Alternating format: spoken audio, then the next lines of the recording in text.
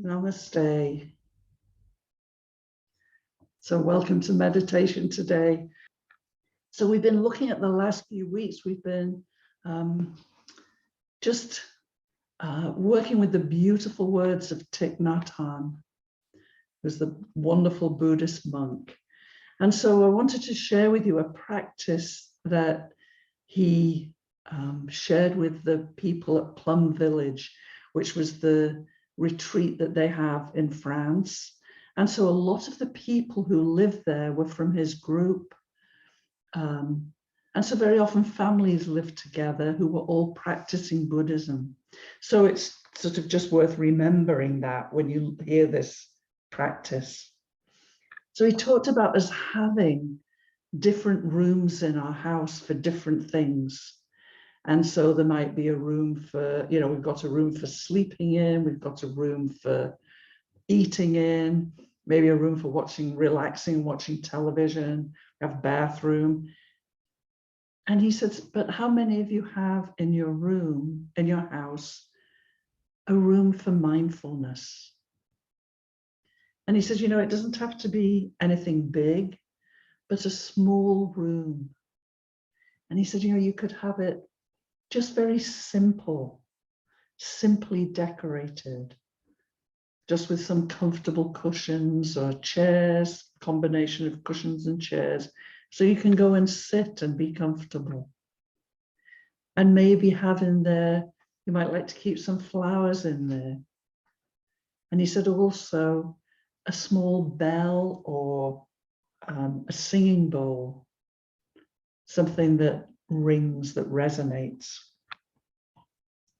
And he said, so here you would have a breathing room. And your yogis would say the same thing, that it's really important as a seeker on the path, if you can at all do it. And I know that for some people, it's just not possible. But if it is possible, and even if it's a small place, have a room that's dedicated to mindfulness. And he said that he would call it the breathing room. A room to go and breathe and reconnect with your true self. So he says, well, you go back if you're able to do this. If you can't do it, if you can't have a room, yogis very often are in, if you've got family, you don't have the luxury of having a whole room that you can set aside. But what you can have is a space within a room. And that whatever else is happening in the house, whatever else happens in that room, that corner is sacred space. That is your breathing room. It doesn't, as I say, it would be nice if it's a separate room, but it's, we have to be realistic and work with what we have. So even if it's more a breathing space. And I think it's wonderful that, we think of having breathing room or having breathing space, both, personally as well as physically as a room. It's also that idea of taking time and space to be able to do this reconnecting. So he says, he calls it the breathing room, where you can go to be alone, to practice, just breathing and smiling. And he talks about a smile that's not smiling at somebody, but which can be, he said it can be a maneuver, a manipulation even, to get what you want, but rather a smile that arises from inside your being. That somehow, as you connect more deeply with your inner self, the smile comes from within you out. It's a way of that joy that's within you coming out through your physical body. So this idea of going and just breathing and smiling. And he said, especially in those difficult moments.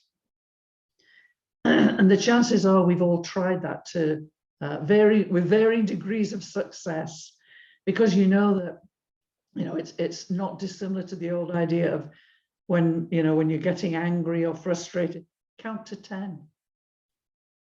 And there's a way to do that. You can stop what you're doing and count. Stop what you're doing and breathe. Or you can keep that flow of anger and just go 1, 2, 3, 4, 5, 6, 7, 8, 9, 10. Didn't work. Well, that's because you didn't do it. You didn't try at all to stop this flow of unpleasant consciousness and let it go and breathe. So he said, so go into your room, breathe and smile in these difficult moments when we need it the most. And I love what he calls it. He says, regard your breathing room as an embassy of the kingdom of peace. An embassy where you can take refuge. And, we're all aware, people who are, even in civil wars and things, they've run to an embassy because there you're safe. There's harm out on the streets, but if you can get into the embassy, you'll be protected. And it's the same with this breathing room. Regard it as an embassy of peace, a safe place, not violated by the anger or meanness or shouting or whatever's going to happen. And so how is he recommending we use this breathing room? And he said, any family member who is about to be shouted at, if somebody's about to be mean to them, they can take refuge in the breathing room, free and safe, where no one can shout at them anymore. Like all embassies, they've moved into a safe space. I mean, what a wonderful thing. And what a life-changing thing. Our homes are supposed to be that refuge, that safe place. And yet for so many people in their own homes, there's anger, there's that meanness and unkindness happening, even abuse and violence. And so imagine having within your own house this embassy of the kingdom of peace, this safe place. And he says, any child who feels like they're unsafe can go in there. Parents, grandparents, we all need that. Everybody needs a refuge at some point, at some time, to sit, to breathe, to smile, and to reset and restart. But whatever direction all that energy was going, you can stop, put an end to it. It wasn't helping anybody. It was harming people. It was harming you. It was harming them. To just stop and restart. So you go in to your breathing room or your breathing space, and you sit to breathe. And he said, invite your bell or your gong to sound. And within, words are so amazing. They're so beautiful that to say you can strike a gong, and that has a violence to it, or you can invite a gong. And just having that attitude, if you pick up a singing bowl, and basically what you want to do is invite it to sing. You're not making it sing. You're not hitting it, striking it. You're inviting it.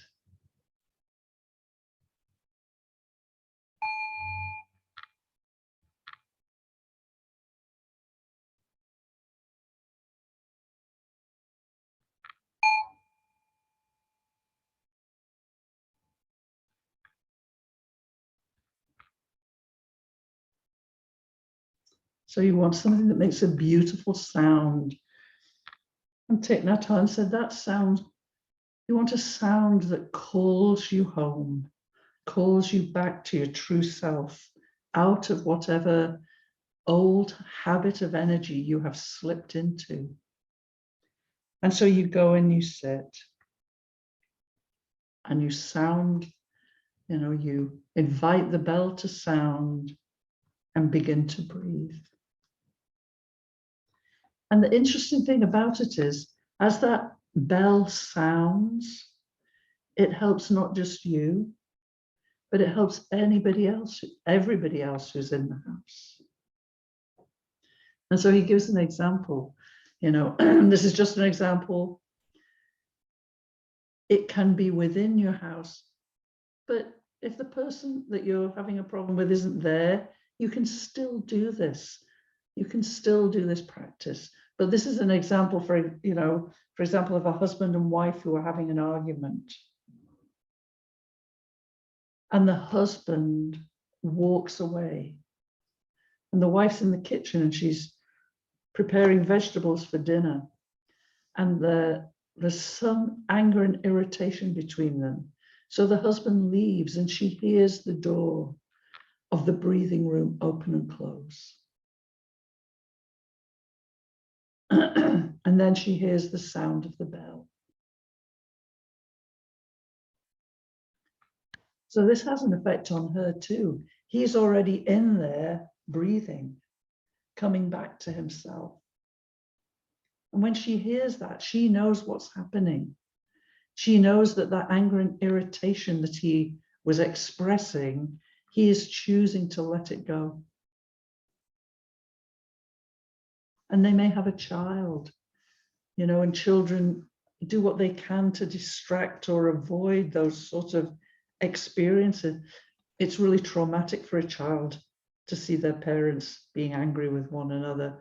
And so very often they'll either do something to distract the parents or they'll leave.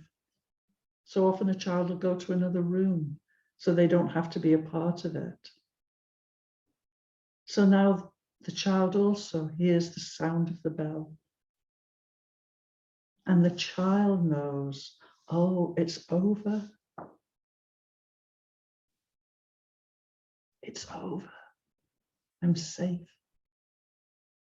And the child loves the father. They didn't like to see him upset and angry. So the child may go down now that they know it's safe and creep into the breathing room as well. And now the father's ready to welcome them.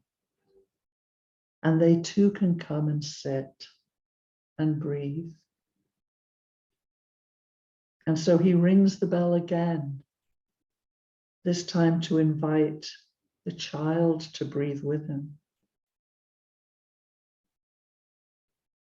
And in the kitchen, the mother can hear the bell a second time. What a relief. Now somebody else is all right as well. And, she might carry on chopping carrots or something, but what she may decide is that this isn't a time to chop carrots. This is the time to join my family, sit with them, breathe with them. And so in she goes, knowing this is a safe place. I'm safe. My husband and my daughter have come back to themselves, and so can I. And again, the husband can ring the bell, and the wife joins in as she also breathes. That may completely solve the problem. Or they may, in this new state of balance, be able to talk more clearly and kindly about whatever it was that had upset them.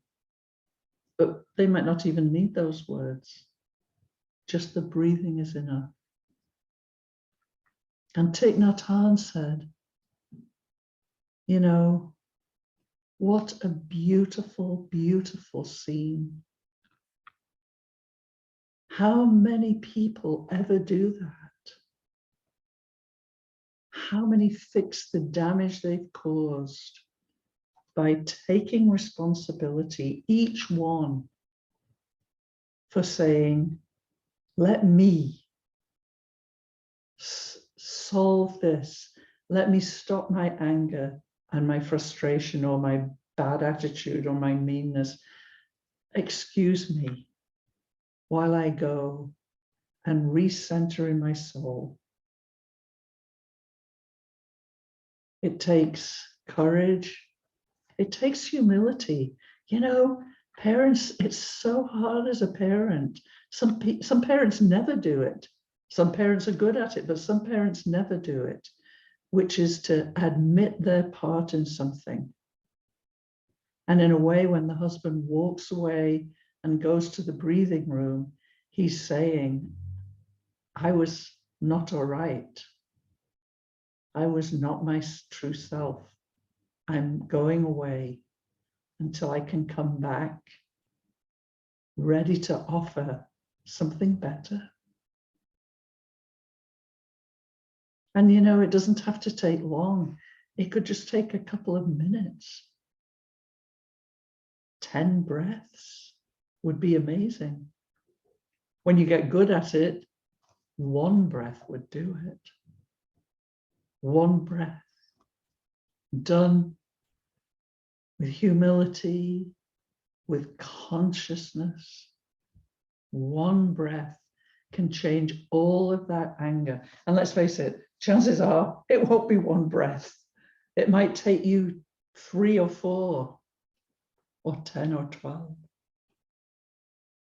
But if you keep doing it willingly, openly, wanting to let go of your anger or your fear, whatever it was, then you can do it. It's a choice. You are choosing to let it go. And to remember that when you aren't letting it go, you're choosing that too. You're choosing to say, I could come back to myself, but I choose the anger. I choose the self-righteousness. I'd rather be right and prove it than to humble myself and just be. So this is just one of the most beautiful, beautiful practices. And you know, whatever our situation in life, we can find a way. You know, your sacred space you may have to find within your own being in that moment. You may not be able to walk away. But I do think, you know, this practice is shared by a great soul, which means it has consciousness in it. It has wisdom in it. So when he says, walk away, go to your sacred space, your breathing room, invite the bell to sound. These are important steps. So yes, if you can't do them, modify it to suit. But if you can, how beautiful. And you might say, well, my family aren't interested. No, but you could tell them what you're doing. And you can invite them to join you. They might not. But what a relief. How much will they get from it if they know that once you've gone away into your breathing room, everything's okay. Everything's all right now. Oh, I'm safe. They're safe as well as you. Whether they join you or not, you're offering them that safe space as well. So however you choose to use it, I hope you find a way to use this beautiful practice. And what we'll do now for just the last few minutes is just sense, if you can, how that would feel. Think of a time recently when you were out of sorts and angry and frustrated with whatever was happening. And then visualize yourself walking away, entering the room, asking the bell or the gong to sound or the singing bowl to sound, and sit. And then we'll carry on by just breathing in and breathing out, each time letting go.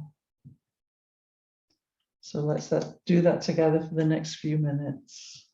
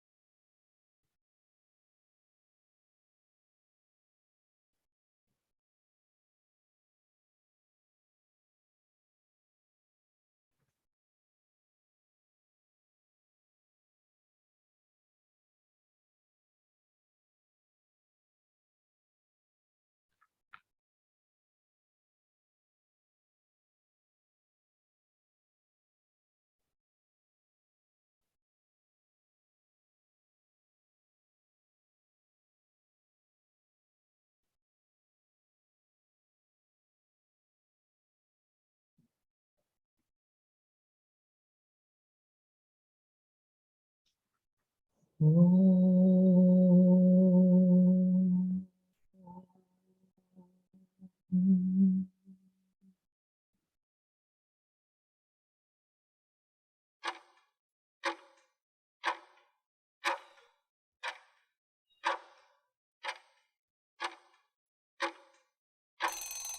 allowing any blessings from this meditation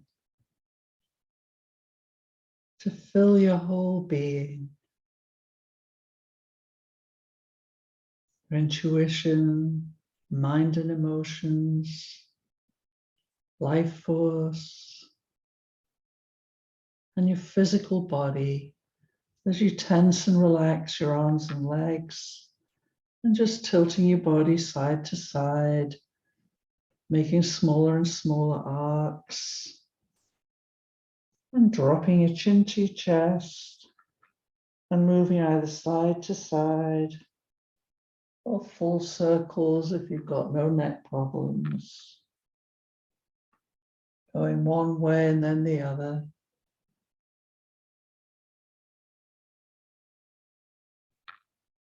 And